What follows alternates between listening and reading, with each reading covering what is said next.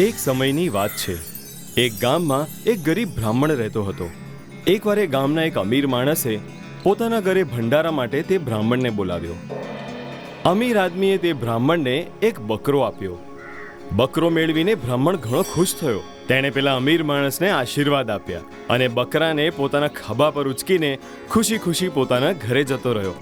જ્યારે બ્રાહ્મણ બકરાને ખભા પર બેસાડીને એ જંગલમાંથી પોતાના ઘરે જઈ રહ્યો હતો ત્યારે 3 ઠગ તેની પાછળ પડી ગયા. ઠગ તે બ્રાહ્મણ પાસેથી તેનો બકરો છીનવી લેવા માટે કંઈક ઉપાય વિચારવા લાગ્યા. ત્યારે જ એક ઠગને તે બ્રાહ્મણ પાસેથી બકરો લેવાનો ઉપાય સૂઝી ગયો. તેણે બાકી બંને ઠગને બકરો છીનવી લેવા માટેનો ઉપાય બતાવ્યો. બાકી બંને ઠગ તેનો ઉપાય સાંભળીને ખુશ થયા અને જોર જોરથી ખુશીમાં તાળી પાડવા લાગ્યા. એના પછી જલ્દી ચાલીને એક ઠગ પેલા બ્રાહ્મણ પાસે આવ્યો. પંડિતજી પ્રણામ. આશીર્વાદ. અરે પંડિતજી, તમે તમારા કંધા પર કૂતરાને કેમ બેસાડે રાખ્યું છે? તમારા જેવા લોકોને આ શોભા નથી દેતું. બ્રાહ્મણે ઠગની વાત સાંભળીને થોડો નાખુશ થયો અને બોલ્યો, અરે ભાઈ, આ કૂતરો નથી, બકરો છે. કેમ મજાક કરી રહ્યા છો પંડિતજી? શું મને દેખાતું નથી કે તમારા કંધા પર બકરી નથી, કૂતરો છે, કૂતરો. ઠગની વાત સાંભળીને બ્રાહ્મણે તેના ખભે મૂકેલા બકરાને જોયું અને પેલા ઠગને કહ્યું, શું તું મને મૂરખ સમજે છે? હું મૂરખ નથી.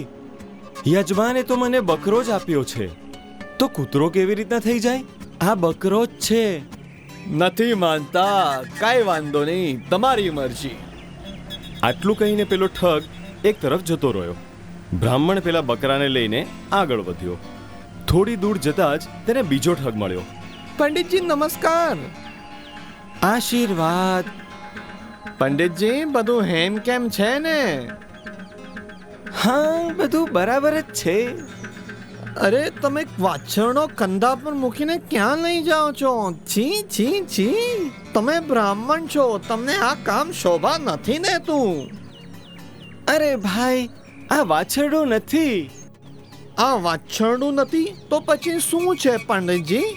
ભાઈ, આ બકરો છે, બકરો. યજમાને મને દાનમાં આપ્યો છે. પંડિતજી, શું તમને ઓછું દેખાય છે? નહીં તો.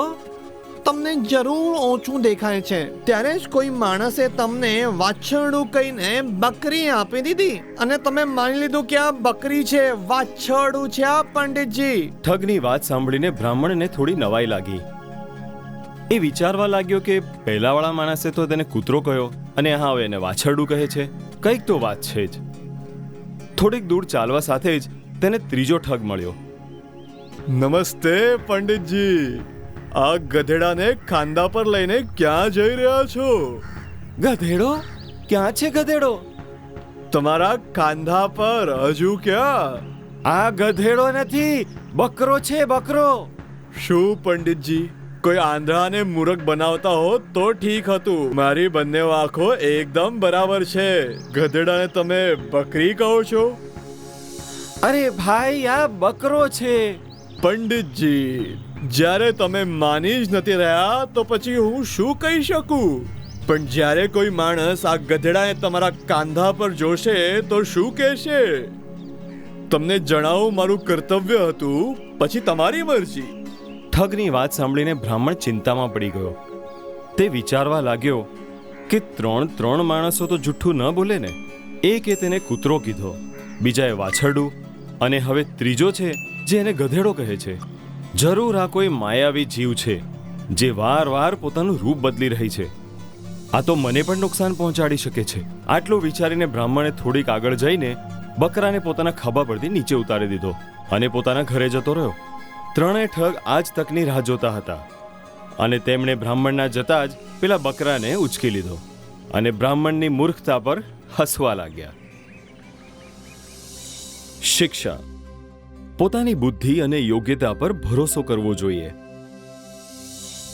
અમારા YouTube ચેનલને હમણાં જ સબસ્ક્રાઇબ કરો.